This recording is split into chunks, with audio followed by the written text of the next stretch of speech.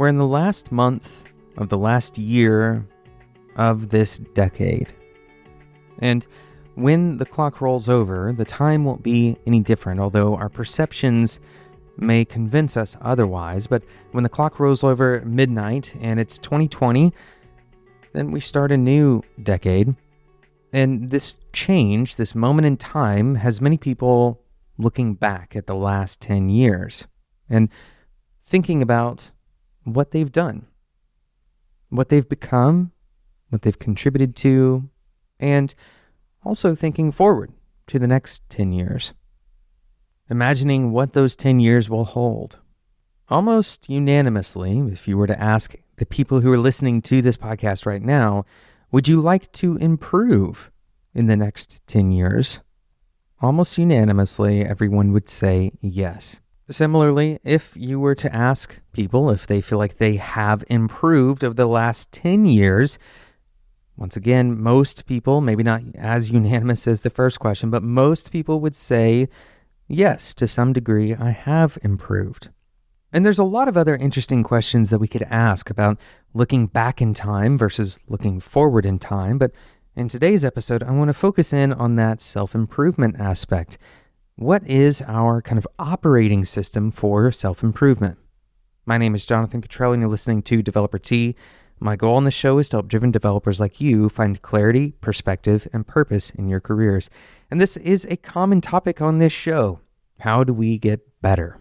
And this is such a big topic. We'll never be done talking about it. And there's not, 3 points that we could summarize in a single episode that would tell you how to get better.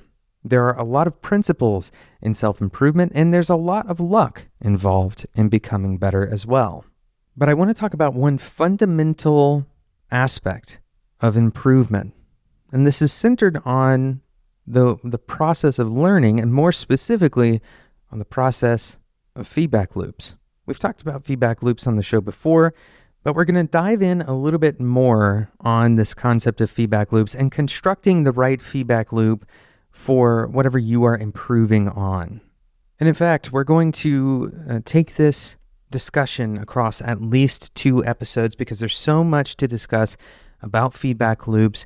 They seem simple when you first think about this. When you first think about the idea of a feedback loop, you think, okay, well, I want to take some kind of information after I do a thing and use it to change in some way whenever I do the thing again. And this basic understanding of feedback loops is better than no understanding at all.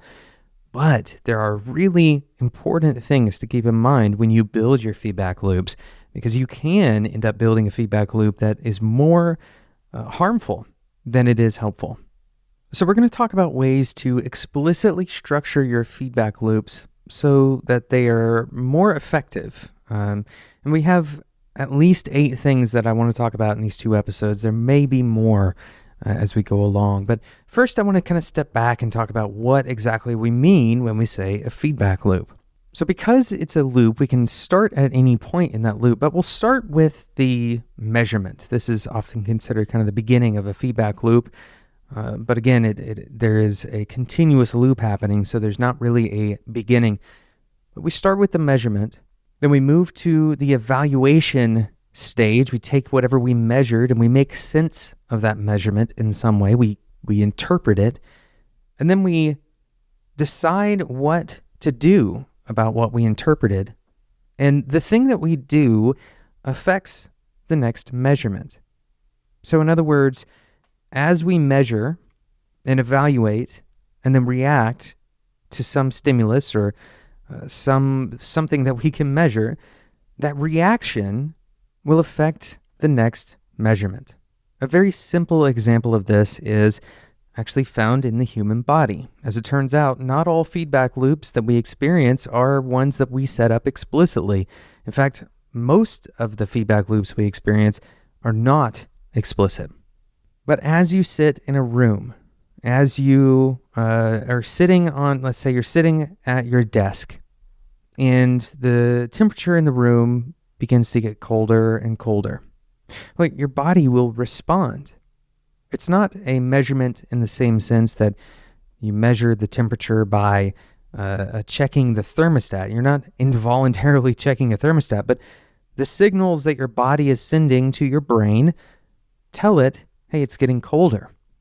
And in order for me to maintain my body temperature, my normal body temperature, then I need to respond in some way. Specifically, if it's cold enough, our bodies kind of automatically redistribute where the blood is going in our bodies. Instead of going to our skin, it will go to our torso. And in the simplest version of this feedback loop, we would continue making adjustments like that one until our core body temperature is stable at what it's supposed to be at. And the same is true when cooling down. If the temperature is rising and it's higher than our body temperature, if we are in an environment where the temperature around us is going above 110 or 120 degrees, our body will respond in a different way, once again, until we get back to that normal temperature. And not all feedback loops are as simple, and not all of them necessarily terminate like your maintaining of the body temperature would, but all learning starts at this fundamental concept of some kind of measurement or intake of information. It doesn't necessarily have to be a direct measurement, although when you set up your feedback loops, that's most likely what you will look for, the thing that you can measure that is meaningful. And then evaluation, some kind of processing of that information. And the reason that the evaluation is important, that we separate that as a stage, will become clear when we talk a little bit more about this. And then the reaction. What do we do about what we've evaluated? And then the cycle starts all over again. And the reason that we talk about this in terms of a cycle is so we can understand that sometimes, once again, feedback loops are not to our advantage. They can be harmful to us. A good example of a feedback loop that is well-intentioned but ultimately kind of self-feeding in a negative way would be a panic attack. Imagine that you're walking up a flight of stairs and you lose your breath. And losing your breath kind of triggers some fight or flight mode. You feel some level of anxiety. And because of that anxiety, you start to breathe a little bit faster, causing you to hyperventilate and feeling the sense of losing that breath again. And so the cycle continues, and it's hard to escape that cycle without intentionally interrupting it from the outside, breaking that feedback loop and sending a different signal.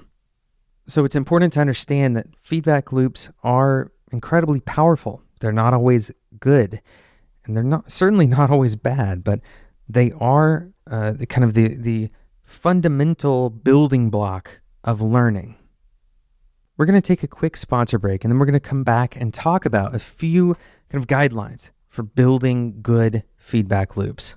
Support for today's episode comes from GiveWell. Giving is hard. When you donate, how do you know what a charity can actually accomplish with your money? For example, imagine that you want to help children and you found two trustworthy organizations, but they run entirely different programs. One can save a child's life for every $300,000 donated, while the other can save a child's life for every $3,000 donated. Now, if you could tell the difference up front, you probably put all of your money on the one that was 100 times better at saving children's lives. And this is exactly what GiveWell helps you do. It's very difficult to know what charities will actually accomplish with your donation. GiveWell spends 20,000 hours each year researching which charities can do the most with your money. They recommend a short list of the best charities they've found, and they share them with donors like you. GiveWell focuses on preventing children from dying of cheaply preventable diseases and helping people in dire poverty, and that's what your donation can go and impact. You can learn how much good your donation could do by visiting givewell.org/developer-T. And here's the important part. Their recommendations are free for anyone to use. And number two, GiveWell doesn't take any cut of your donation. Finally, the last point here, first-time donors will have their donation matched up to $1,000 if they donate through givewell.org/developer-T. That's givewell.org/developer-T. Once again, your first donation is going to be matched up to $1,000 and GiveWell doesn't take a single cent of what you give. Thanks again to GiveWell for sponsoring today's episode of Developer Tea. This topic on feedback loops, this is an incredibly important topic. It's kind of fundamental to being a good software developer. And you can go back in previous episodes where we've talked about this and cross-reference. There's a ton of information on what it means to have good feedback loops. Feedback loops are a topic of conversation in pretty much every professional circle. And it's a meaningful conversation because there's such an important mental model to carry with you. This idea that you have some kind of stimulus, some kind of evaluation to make meaning from that stimulus, response, some kind of action that you take as a result of the meaning that you made, and then things start back over. That action that you took somehow affects the next measurement, the next stimulus that you receive.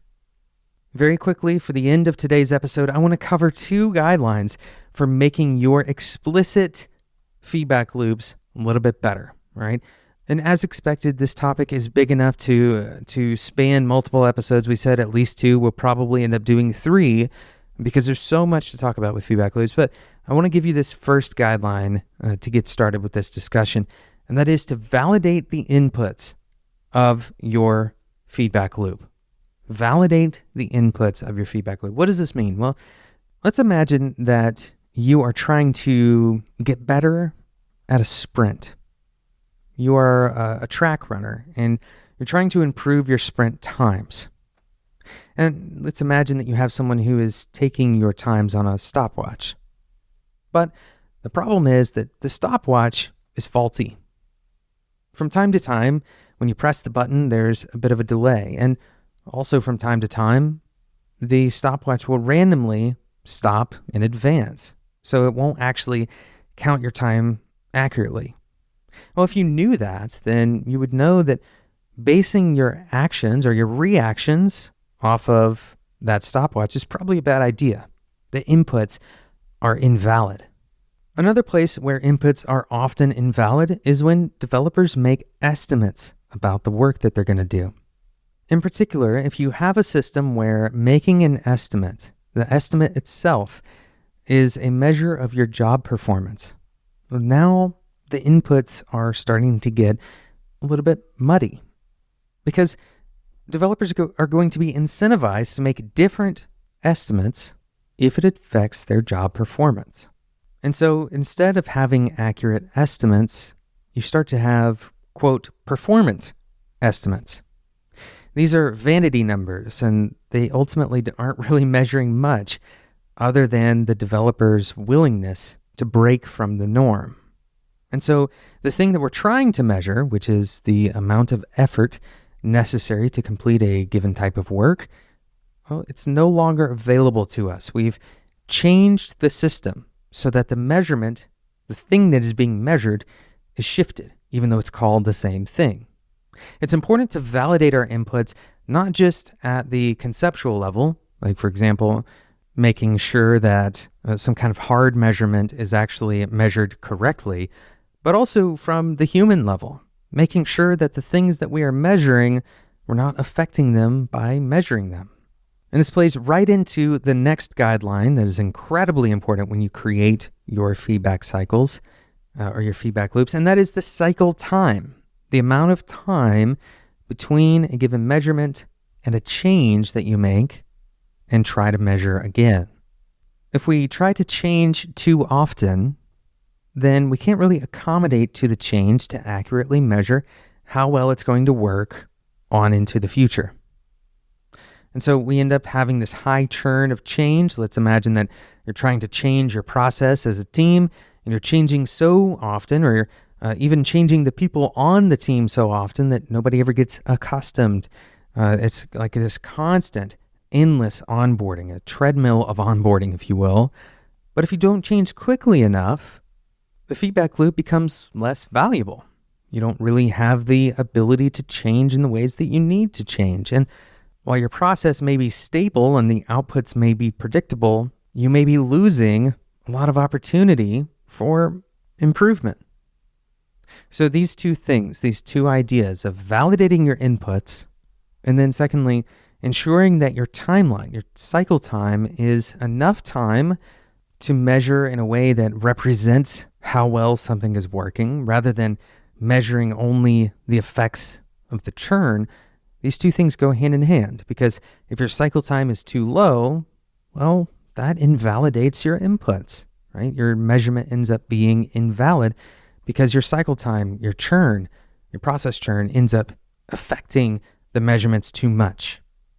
These two guidelines can help you make better feedback loops, but how did we decide on these feedback loops to begin with? How do we know what to measure and how to evaluate and then what to do about it? That's what we're going to talk about in the next episode of Developer Tea. Thank you so much for listening to today's episode. Thank you again to GiveWell for sponsoring today's episode. Head over to givewell.org/developertea and you'll have your first donation matched up to $1,000. Today's episode wouldn't be possible without Spec.fm and our wonderful producer, Sarah Jackson. My name is Jonathan Cottrell, and until next time, enjoy your tea.